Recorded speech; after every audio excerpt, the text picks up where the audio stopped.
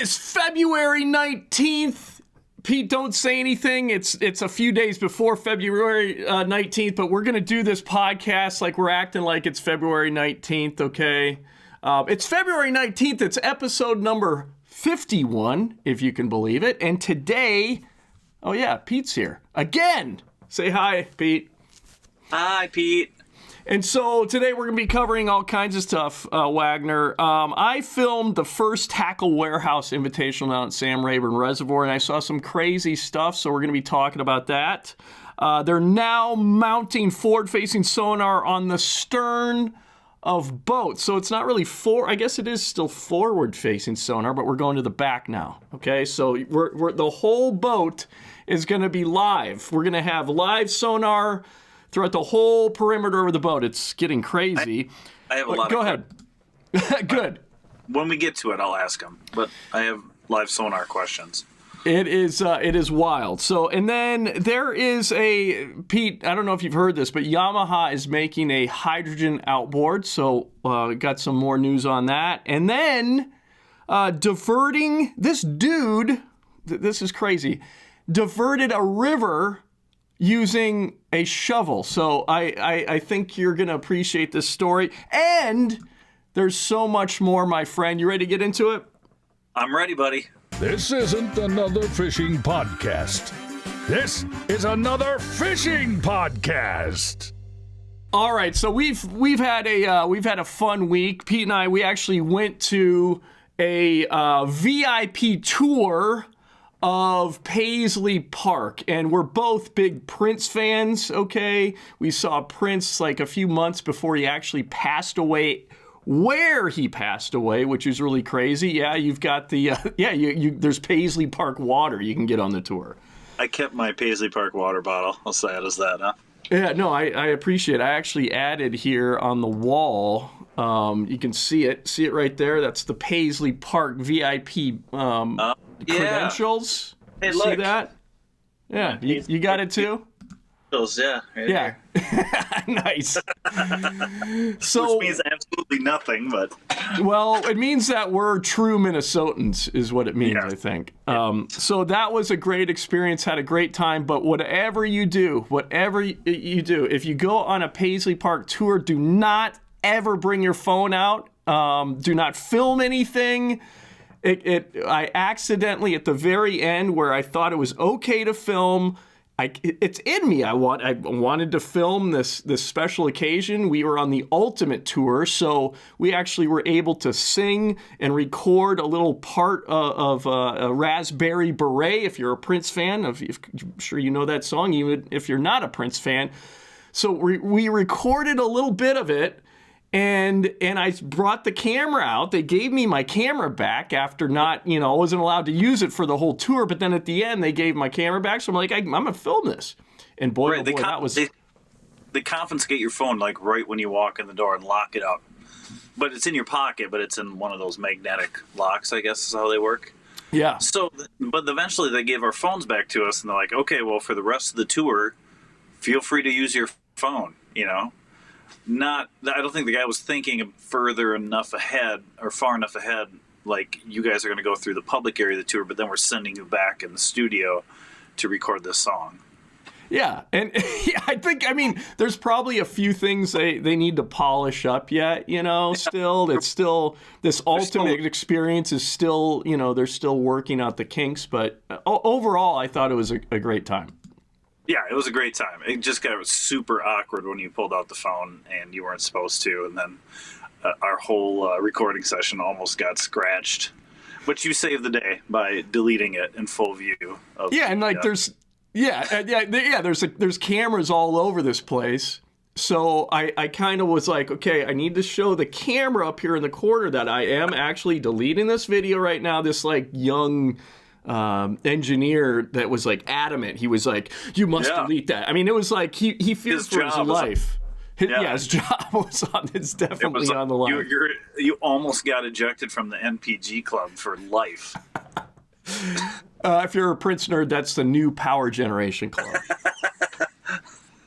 So yeah, I was a nervous wreck because it was kind of messing up the whole experience to end that way, Yeah. So I was like, and we were a guest. We were like sort of given the tour, you know, and we were kind of just trying to be polite as possible. And yeah, I thought the same thing. I had my phone in my pocket. I'm like, I don't know if I don't think I can pull this out, so I'm not going to worry about it, I guess. But the cameraman in you just pours out at every possible moment, you know? Yeah, it was just a great, I saw it. It was like, it sucks that I had to delete it, but I deleted it in front of the camera. The guy was like, I was kind of thinking, okay, I'm just going to put in my deleted folder and he's not going to say anything and I can, you know, I got 30 days to get it back from the deleted folder, so it's going to be fine. No, that kid was too young. You know, he knew that photo on my iPhone was still on the phone. So he's like, go into the deleted folder. I'm like, do you want me to? I can recreate it real quick for you if you want. Please, go ahead. Raspberry beret, the kind you find in a secondhand store. All right. There you go. That was great. People are either turning this off immediately or they're like, you know, that was pretty good. And you know, I love Prince, and he, you know, Pete did a pretty good job there. So I'm going to continue on with this podcast. I really like these guys now. They like Prince. I'm a Minnesotan.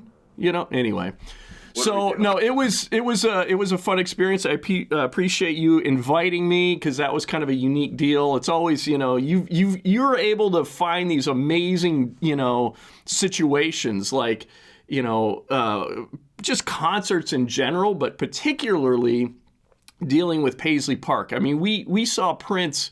What was the name of that tour? Is like a man at a piano? What was it?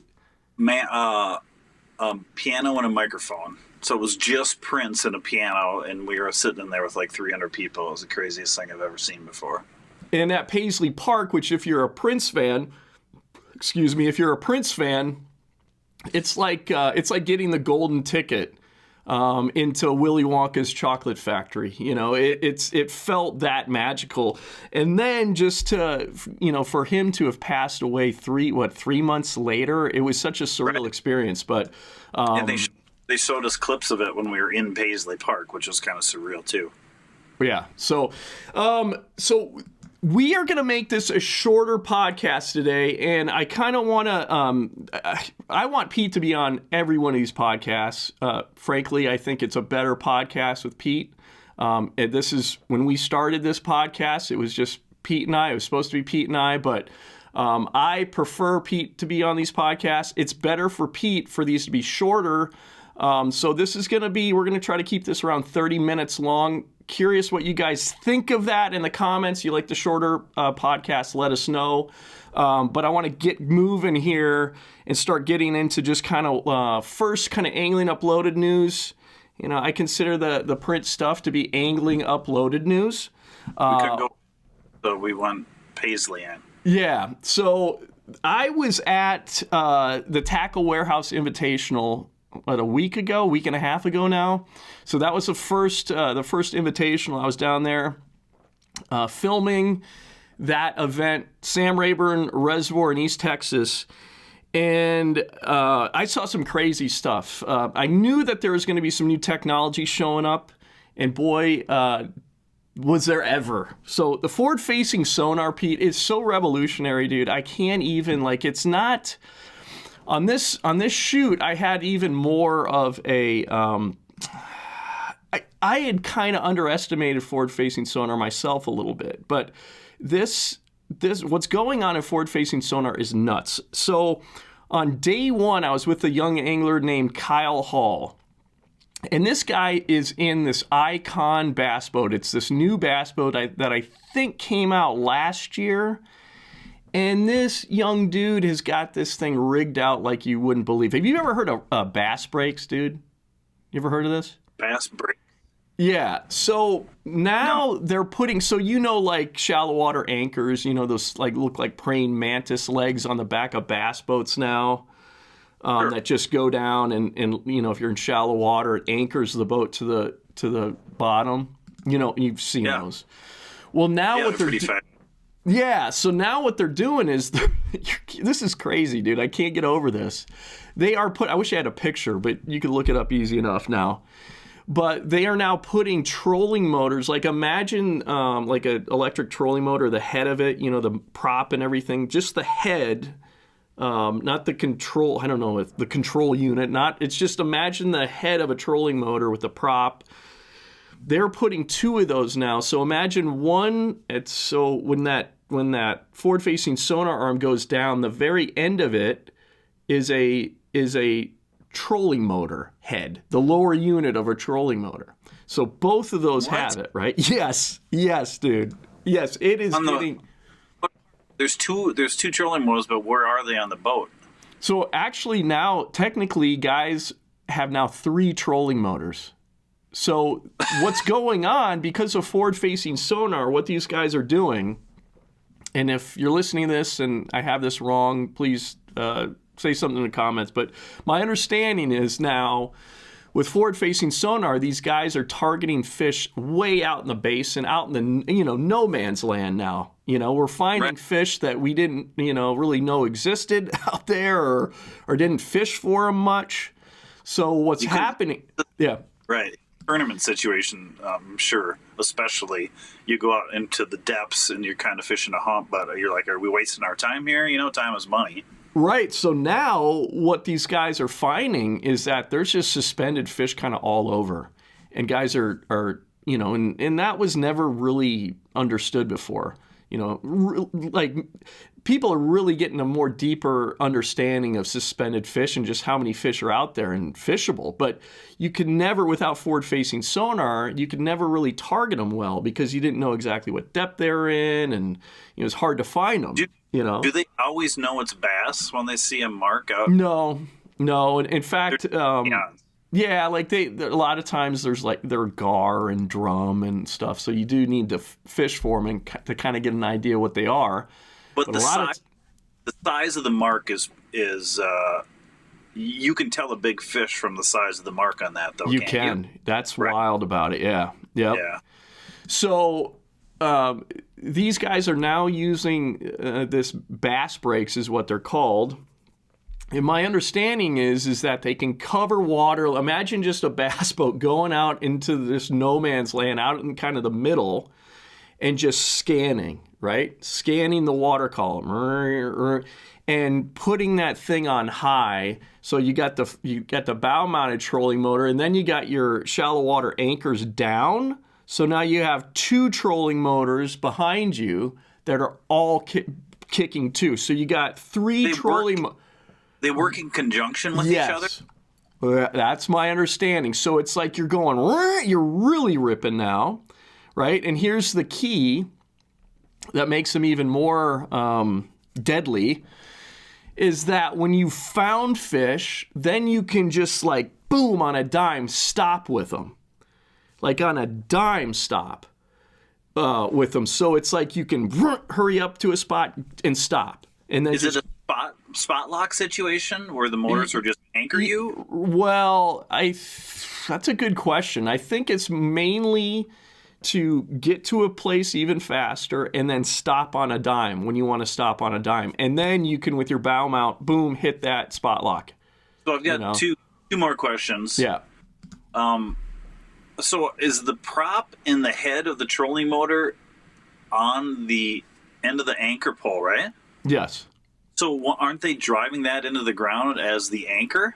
It's a little bit a ways from the actual spikes that goes into. It's probably, I want to say, maybe a foot or more away from the actual spike. And then, are you saying there's 3 separate sonar readings coming off the boat then? Well, I'll get to that in a second. So I'm just talking about the propulsion now that is a new thing that now you're seeing, people first started talking about it. Crappie guys were using it. Crappie anglers were the first to use this because crappies are just notorious. They'll get suspended. And, so crappie anglers were actually the first to use this technology. First started getting, you hearing about it in the bass fishing world last year. I think I heard about it the end of, or the fall of last year. But now... This is the first time you've been on a boat. And yes. Yep. And there was a number of guys. The guy that I was with, Kyle Hall, he had it on his boat. I unfortunately wasn't able to get a picture of it, but there was a number of guys that have them. And they're expensive. I think they're like $2,500, $3,000. It is a company. I think they're just called Bass Breaks. These are not. This is my understanding is that it's like a smaller company that started doing this. And so it's not like a big company. It's not like, they're saying breaks as a play off of you can stop your boat in a dime. Yes. They make the anchor trolling motor one specifically. You mean the shallow water anchor? Yes. The bass breaks are the ones that connect to like a power pole or with Minn Kotas, their talons. I've not seen them on a Minn Kota Talon yet. Talons are the ones that are pretty sure that's the more power pole like shallow water anchors that Minn Kota make. But yeah, so it's pretty wild. It's like it's not only does it you stop on a dime, but I think it's like just more you're faster with your trolling motor doing it. Right. So it's pretty crazy. So just check out this guy's boat. So this is Kyle Hall's boat. He does not have, he has the bass brakes on it, but I did not get a shot of this. But here is his boat, dude. So this is this Icon boat. He's got a 250 on the back. On the console, he's got I'll show this to you quick here, but he's got 3 graphs on the console, and then he's got 3 graphs at the bow. And then you can see his shallow water anchor's actually down right now, so you can't see those bass brakes on it. But that boat is a very expensive boat there, dude. Like, I would say that boat is easily over $100,000. So he just pulls up and drops those anchors and then doesn't tie the boat up. He just jumps off the boat. And like shallow water anchors are really super handy. It's like so. I mean, they're really really nice. It's such a great invention. It's amazing that we ever lived without them. It's crazy to see a bass boat now, at least a tournament bass boat, without them. What's their maximum depth? Is it like a 10, 15 foot thing?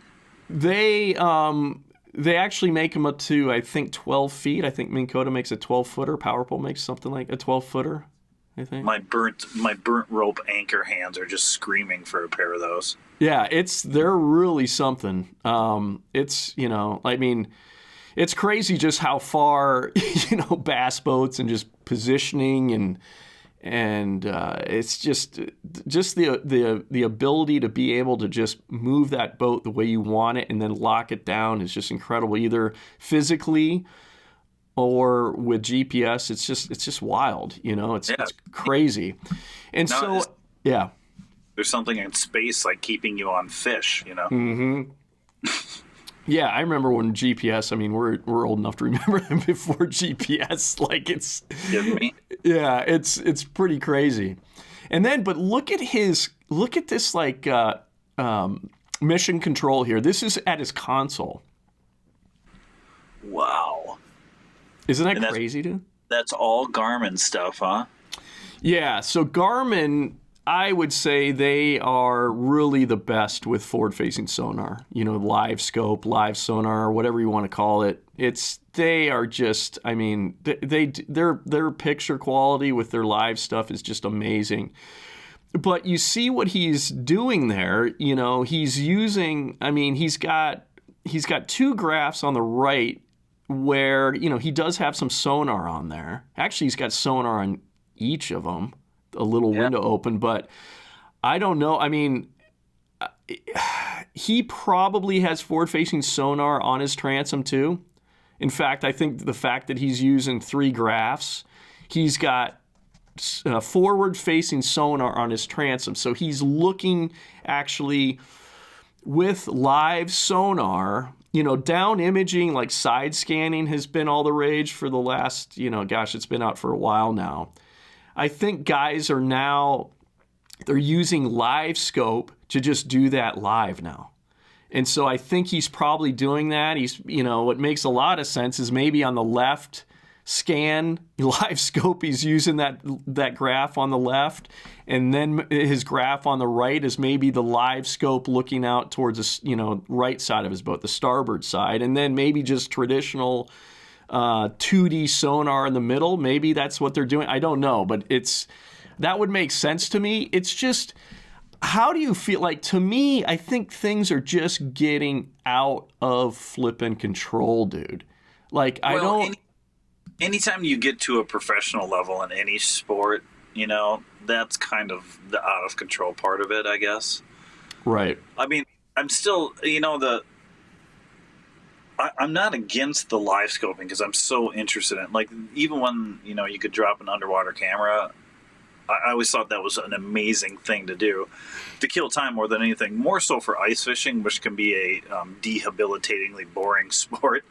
And if you have a camera, you have that extra layer of, oh, this is kind of fun. It doesn't necessarily mean you're going to get the fish to bite, and there's a bunch of scenarios, but it's weird, when you talk about in competition, that guy's got to pay for his boat, so why not give yourself every possible tool to see what you can catch? It's not like you're harvesting fish commercially and keeping them and then destroying an ecosystem, He's just out there catching bass and putting them back in the water. But I know what you mean. It is, it's excessive, to say the least, and the average Joe can't relate. But at the same time, you look at that boat and you're like, oh my God, that would be so much fun, Yeah, I mean, as a fisherman, I struggle with this because, I mean, to have that much information at your disposal, to know exactly what's happening in the water column is just like, it's magic. To have that as a fisherman is like incredibly powerful. How many times have we said when we're on the water, like, I wonder if you took all this water away, and you could see the fish that were sitting in the water below you, what that would look like, And this is kind of giving you a cheat for that. But the scary part is where it's going to be in 10 years from now, Yes, indeed. And here is, so then you go up to his bow. Sorry, let's bring this up. So here's his bow. And right, so that, you see that it says NBT Marine. I did a story on this a couple podcasts ago. And so this graph, that's a 22-inch graph. My God, he's got a hummingbird and what's in a Lowrance? Yeah, so he's got a hummingbird and then a Lowrance. And then, by the way, that's a new Minn Kota Ultrex motor, the new Quest that just came out. Thing's a beast. It's a beast, dude. So, he's with that NBT Marine graph, that 22-inch graph. What's really cool about that graph is that it's actually cheaper than a comparable. Let me try that. Graph of that size. It's this Canadian guy's making these things. So it's a touch screen, but you can use like a smaller graph, connect it to it, and that smaller graph, and I believe it's only Garmin's right now, can do this. Kind of cool, but the other, like, he's got 3 Garmin's in there, and then he's got that one, MBT, is that what you said it was? Yeah, MBT Marine. He's got, I mean, that's a Humminbird and then the Lowrance, and then the MBT Marine. Right, but we saw all those Garmin's working, so there's either transducers or sonars for each one of those. There's Correct. 3 for the front, or the middle of the boat, and then there's at least 2 more transducers up front here, right? Somehow? Like, where do they put all that? You could see... Probably in the motor, I guess. You could see so he's got a number of things going on here. And this is where it's getting, things really need to start getting consolidated because it's just getting ludicrous. It looks ridiculous. I think if as a sport, this is, maybe it's just because I'm old fashioned, I'm sure that's what it is, most of it, but it just looks a little ridiculous, like, to me. Can he put his foot under those screens and then control the trolling motor and that? Yeah, barely. You could see the foot pedal there.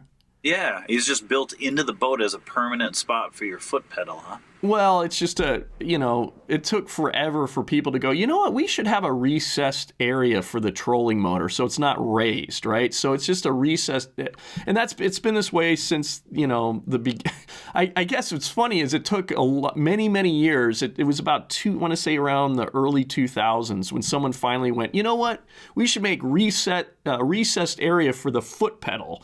So it's much more comfortable that it's down there than raised up. So that's just, so with bass boats, guys just have it set there, just locked in there in that recessed, well for the trolling motor. But yeah, it does. But it's funny how long it took for someone to go, we should just have a hole there so it's not so up high. But the thing is what's going on here. So a lot of people like the Humminbird for the mapping. Lowrance, their lives, they call it live target is really pretty good. I'm not sure what he's using that one for, why that's a better graph, but that NBT, he's using that. I'm sure he's using that for the forward-facing sonar screen because it's the biggest screen you can get right now, and it's just going to really show everything well. So, as far as live out in front of you. But what's going on there on his trolling motor, so on it looks like he's got two forward-facing transducers on there, actually. He has to. And then, and then just the regular sonar is built into the head of that trolling motor, I'm pretty sure. But right. you see connected on the top there, that's connected to the main shaft of the trolling motor. There's another shaft. That's that Humminbird 360 that basically does a scan of the around you, of the radius around you. So it gives you, and that's not live though. That's not live though. But so it gives you it gives you kind of a lay of the land around your boat. So. Are we going to wear virtual reality goggles? Well, it's 2024, and it's just crazy. I think about, I'm 48, we're getting up there, but it's like, I don't want this to get so, first of all, it's really, bass fishing was already expensive for someone that wanted to get into it, really give it a go for a career, and now to compete, you need all of this stuff on here. And I'm not so sure that that's good for the sport, honestly, for the professional sport, for sure. The average Joe can still get a cheap kayak and go have a blast out there, but if you want to legitimately compete, and those guys, you have to fight to make money in those things. Most of those guys are breaking even, if that. You got to have a for it, and it's it kind of maybe would scare away, a great fisherman because you're like, well, I'm already behind the 8 ball. I can't afford to jump into this game unless I'm winning every week, which is impossible unless you're on Van Dam's level.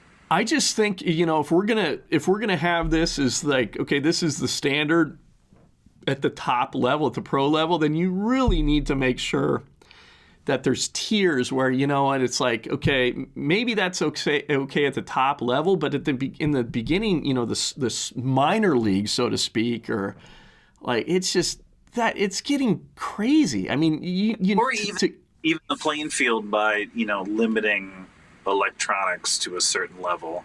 Right. That's what I'm saying. That's what I think that needs to be done, or it's just gonna be nothing but, wealthy, people that can do this. And I don't think that's good for the sport. No, instincts should still have a play. Absolutely right. If you're just watching your television, you're like my kids in the back of the car these days, Right. Which makes me sound like an old guy, but I am an old guy.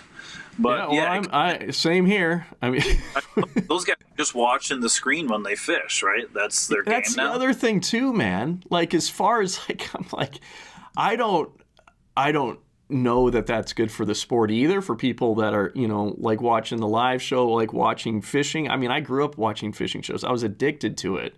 I got into bass fishing because of the old Bassmaster shows, and they weren't just looking down at their screen. You weren't just looking at people's backs. So I think we might be, I think this is more than just old people like complaining about new technology. This is kind of more than, I think there's some possibilities where this could be harmful, not just for the sport of bass fishing, because, you need so many gadgets, it's so expensive, and it's like cost prohibitive for young anglers coming up. But also just for spectating. And it's just the fact that you can just go scanning.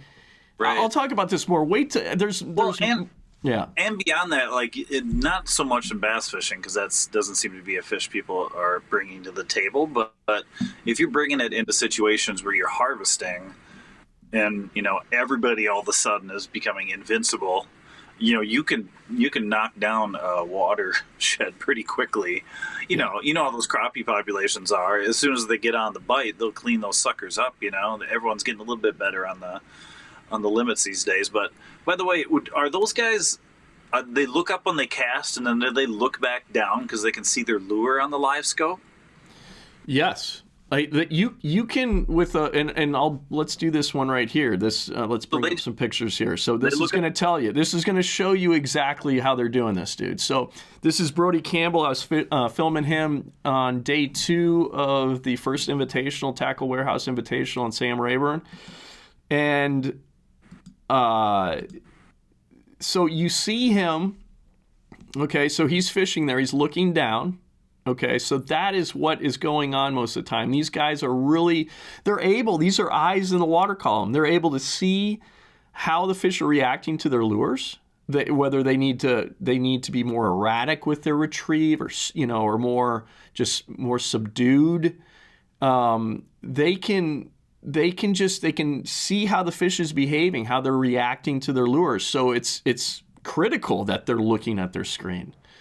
But they're using bigger lures, like you can't get away with. No, not at all. No. Anything. Well, there are lures that show up better, but they're not huge lures necessarily. They're 3-4 inch baits. Some there's baits being designed now that show up a little bit better. Have you seen them use like throwing Texas rigs or pitching jigs around docks? That is something that I'm sure there's gonna be more guys using forward-facing sonar shallow, and this is the next thing. So that leads us well into this more close-up shot of his graphs here. So this is Brody Campbell's graphs, and you see his setup here. So this is how guys are. He's got two screens up here. You saw Kyle Hall had 3, but Brody's got 2 screens. And like I said earlier, Garmin is really, really good, man. Their picture is so crystal clear. So on that top graph, that is the forward-facing sonar, Pete. Okay, so that beam is going straight out. It's mounted to his trolling motor. He can turn left, right, and it's going to show what's in front or whatever he's pointing at. Okay, right. So the top of the screen there of that graph, you see from the left to right, the very top, it shows you the distance out, okay? So imagine his bow, you're looking at a cross-section of the water column in front of him. Right, so if he goes forward, he's getting shallower. Is that what you're seeing there?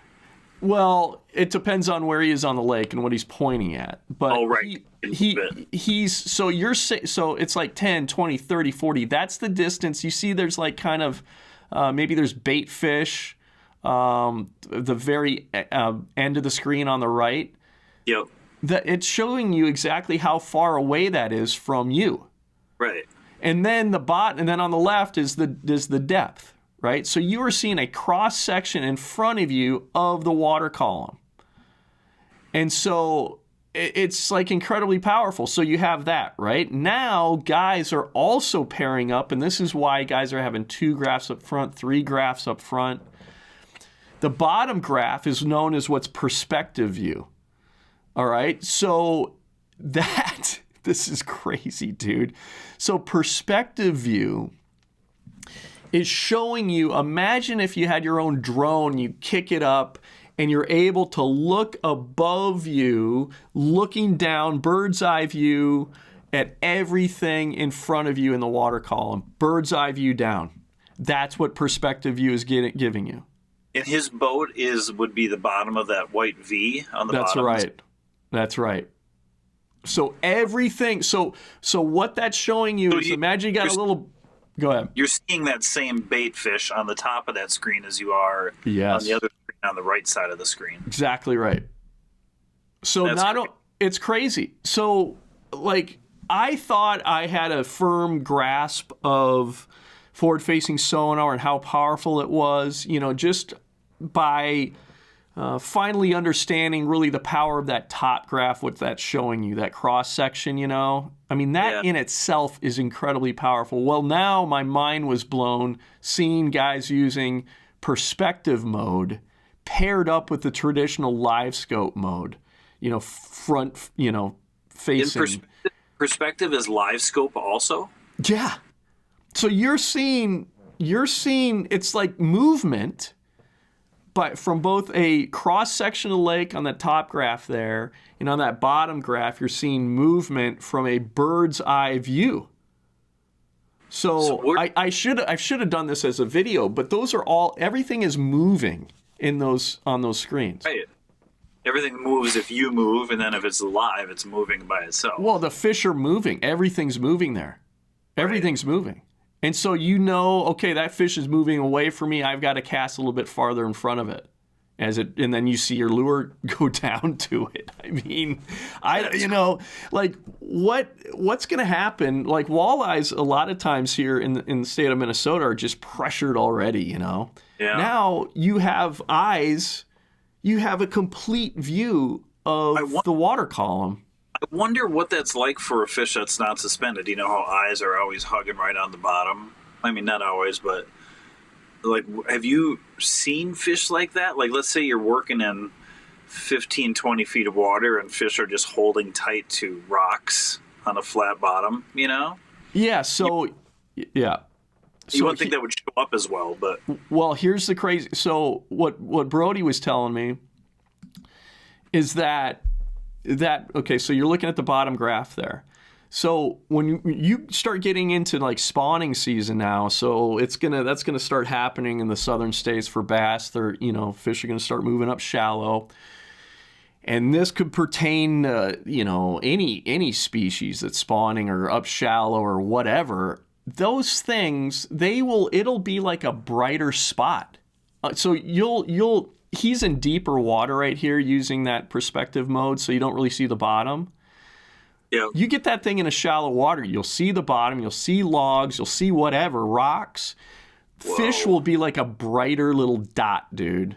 And if they're a big fish, it'll be a blob moving around. So it's like there's nowhere to hide, dude. So hypothetically, if you could make your own rules for electronics allowed, on any professional bass situation, what do you give an angler? I think, it's a tough question. Thinking about this more and more, I think the technology is amazing. And I think there are people that are going to get really good at it. I think there's going to be there's talent, like figuring all that stuff out. And I'm not saying there isn't talent there. No. But I think what needs to happen, and I'm just throwing this out there. I haven't really stewed on this for too long, but I think there needs to be tournaments where it's like there is no forward-facing sonar. I think there's got to be some tournaments where you just go, you know what, this particular fishery, we kind of want to go old school with it. It's a great shallow water fishery, good power fishing fishery, meaning, spinner baits and, buzz baits, lipless crankbaits, these lures that you're just covering water and you're, whatever. Right. Or it's a great jig, shallow water jig lake or something. I think that you have to kind of it's dependent on what the fish, the fishery's strengths, but I think they should limit at some tournaments. They should not allow it. That's what I'm just throwing out here right now. I might change my mind on that, but it almost throw side, scanning into that too, and make it more of, we'll give you a depth, but after that you just got to figure out what you're dealing with underwater. It's kind of fun that way. But especially younger guys are going to be like, oh, you're just going to, now we just got a bobber and a night crawler. Is that what you old guys are making us do? Yeah. But, I mean, it sucks because those guys aren't out there fishing with their instincts now. They're not learning in a way that makes you understand entirely what's going on. You're out there searching for a digital mark, which is kind of depressing in a lot of ways. And the other thing is, it's like when you're out fishing, and tournaments are different because you're hyper-focused, you're out there to win money. But, I mean, part of the thing is being out there and enjoying your surroundings, enjoying a storm cloud in the distance and a tree line in front of you or a bald eagle flying over your head, And if you're staring at your screens, you're not catching, what my favorite part of fishing, Yeah. You're kind of just blocking yourself away from it all. Yeah, I agree. There's something, I'm just trying to be objective. I'm trying to be like, okay, is it just because I'm older and, there's all these young kids? It's great to see it, like all the youth and, it's like, oh my God, yeah, I am getting quite a bit older, I'm like, but there's a part of me that just feels like I'm still, a young guy, but it's like, that's not the case. I've got a spot lock and a helix and I don't understand 95% of it. Like, I figured out how to make it spot lock. And I'm like, okay, well, now I'm ready to fish. Like, I don't have any time to donate to reading it. And the manual is like 300 or 400 pages, And I'm interested in that nerdy stuff, Part of it's like when I should be studying it, I'm probably just be like, I'm just going to go fishing. I'll figure it out when I get out there, and then I never do. But, it's such leaps and bounds with the simplest parts of those things. But it is impressive when those guys can really drill into it and kind of figure out how to get an edge with technology, but it just feels weird. Yeah, no doubt. But before I forgot, I did want to show you on Kyle Hall's Icon, this new bass boat that I believe it came out last year, if I'm not mistaken. But check this out. It's a luxury, high performance, top of the line bass boat. And check out, so on the console, there's just this display that gives you all the diagnostics of the boat, But what I thought was really cool is what it does for the live well, what it tells you is going on in the live well. So check this out. So that shows you the circulation and the temperature, huh? Right, yeah. So it's saying that it's actually has the ability to cool the water, right? So it's saying it's on cooling mode here. That's great, yeah. And it tells you the temperature, which is great, and it went up, 58, 59 degrees. It's just all touchscreen, manual, auto for the live well. You just touch that, pump out, touch, chill. So it's got, like I said, it's got a chill. You can chill the water going into it. This is mounted right by the steering wheel in the console. Correct, yeah. It's right on the right side of the steering wheel. What's the fish icon, the 1 ounce? So that must be some kind of a culling system where it kind of helps you determine, okay, you got 5 fish in the live well, you got your limit. In order to, these are for weigh-in style tournaments. In order to upgrade, you have to have a 5-pound bass or something, 5-pound, 3-ounce bass to upgrade. It's probably something like a culling system is what. On this tournament, these guys are bringing these fish back to a weigh-in. Correct. Yes. Right. On this particular term, on the invitationals, yeah. So. But not all of them do that. Some of them weigh them and let them go on the spot. Yes, for the Bass Pro Tour, it's catch, weigh, and release. For the invitationals, it's weigh-in style. So, just another it's 2024, man. Look at the future here with just I'm not going to be happy until my my boat can sort of connect directly with my brainwaves, and then I just want to be able to think, anchor down and move forward 20 yards, And it's coming. Just drill holes in my head. It's definitely coming, my friend. I mean, it's wild. So you're looking for like a Neuralink, a new graph by Lowrance, or no, you're a Humminbird guy. You're looking for a Humminbird Neuralink interface. I want it to directly Neuralink with the fish's brain, so I can see what the fish is seeing. So then I can just throw a lure right in front of them, Well, let's. I'm sure we'll be doing a story about that soon. So things are just moving so quickly. In 10 years, you think where it's going to be in 10 years? Like, what's fishing going to look like in 100 years? Oh, jeez. Are people still fishing then? Like, have they just figured out what bass are thinking, and they're like, "Oh my God, we've been torturing these poor animals." It is wild. I mean, you don't. The reality is, Pete, we've talked about this before. We might not have 100 years. Okay, Yeah. There's been advanced civilizations that have existed. You know, the ancient Egyptians. What was going on in Central America and South America, you know, thousands of years ago was truly extraordinary. You know, fitting rocks, giant obelisks, and perfectly, you know, and so I think we're being a little cocky thinking we'll even be around in 100 years, and just think those ancient civilizations, they thought, hey man, what's it gonna be like in 100? And then a meteorite hit, or they're taken away by aliens. Who knows what the hell happened? Right. But they were probably fishing with you know, VR headsets. You know, the Aztecs. With their Sphinx helmets. Yeah, I mean, who knows? It's a wild, wacky world.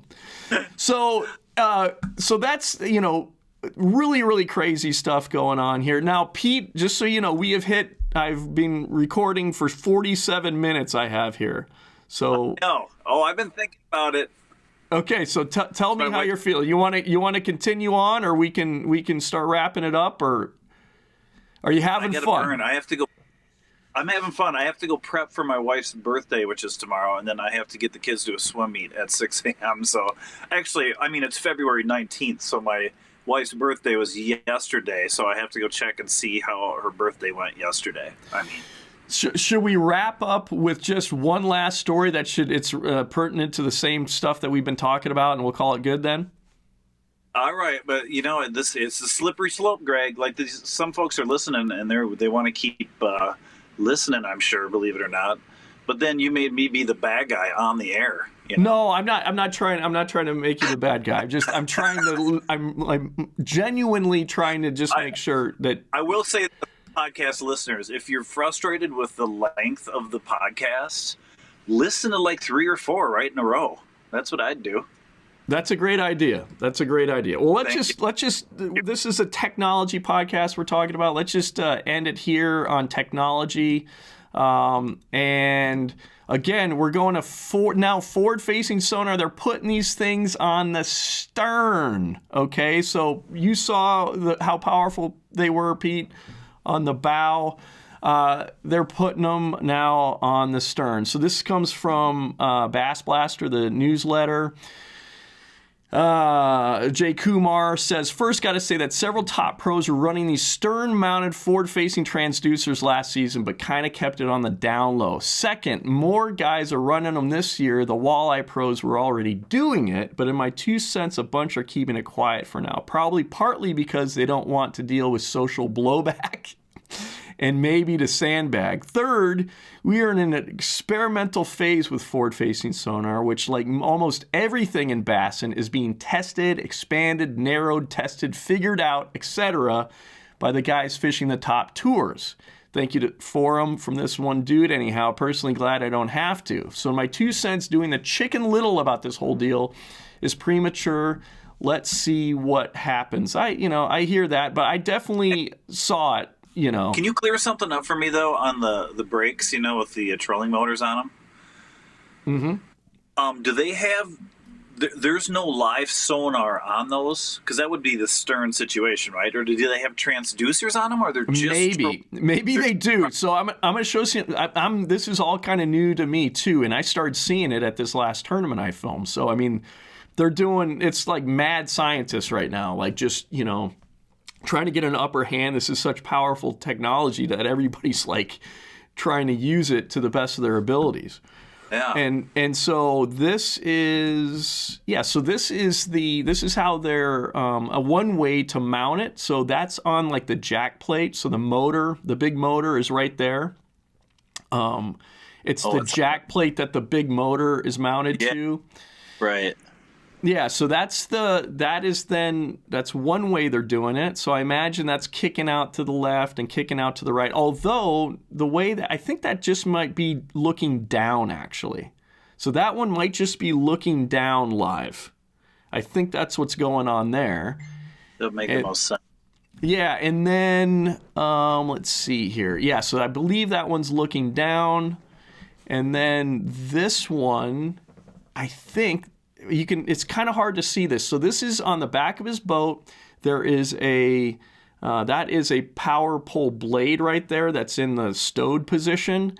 And it looks like that setup there is looking to the side.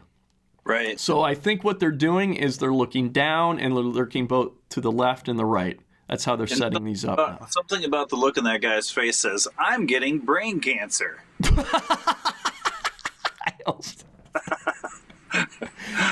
I hope that's not the case. I hope that's not the case. But I would imagine there's a lot of electronics.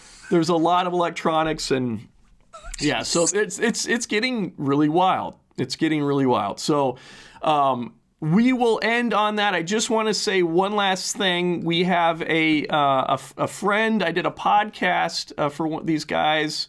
Let me bring this up. I do want to mention this. She wanted me to bring this up. This is Hillary Fry. She is the new state youth director for the Bass Federation, and she just wanted me to promote this. And very nice lady.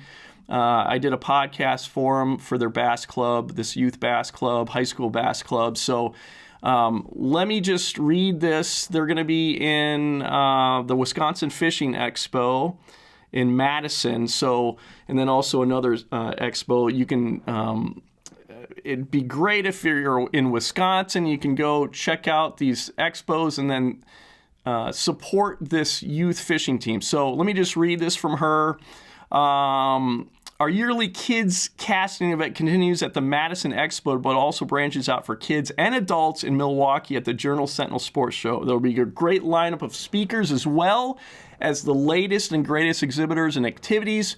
Please make plans to join us. An added benefit, buy your tickets online, and a portion of that ticket sale will go to support the youth that will help man the event. Save those dates. Let me know if you can make it. So this is from her, I believe this is a Facebook post. So cool. Help out. My high school had a fishing team. My God. Yeah, right. So help out youth fishing if you're in Wisconsin. If you're a diehard person anyway, you're probably going to be at these expos. So Wisconsin Fishing Expo in Madison is February 23rd, 25th. And then the Milwaukee Sports Show, that is the, what is it called? That is the Journal-Sentinel Milwaukee Sports Show, March 7th through 10th. And they're going to be at the Wisconsin Bass Federation casting area. It's designed to introduce kids to the great sport of fishing. The Bass Federation implements a casting skills accuracy challenge for young anglers across the country called the Real Kids Program. In Milwaukee, kids and adults alike will be able to test skills in the art of casting, flipping, and pitching to a colorful target. TBF clubs across the country conduct approximately 450 events and reach 20,000 kids annually. So come out, support these guys, and support youth fishing, particularly the Wisconsin State Youth Bass Federation. Come out and support them. It's a great idea. Yeah. Great idea. By the way, before we wrap up, do you know what the anniversary today is? An anniversary of a fishing trip we took. Are you aware of this? An anniversary of a fishing trip we took. Let me think. I got really hammered and kind of made a fool of myself. Oh yes, are we talking Eel Pout Festival? Are we talking Eel Pout Festival? No, what was it? February. We were talking 6-year anniversary of Pete Wagner and Alex Perrick. Is that the kid's name? Yes, that was 6 years ago. Good. Yeah, 6 years ago. It came up on my Facebook today, and there was that picture of all of us, with the Northwoods angling guys. And man, I remember you were trying to help.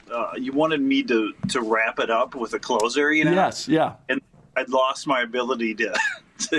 Anyway, this video is out there. Remember, I had like a blow horn, like one of those horns, Oh yeah. They fire. Yep. And then I was using it on people, Yes. Very.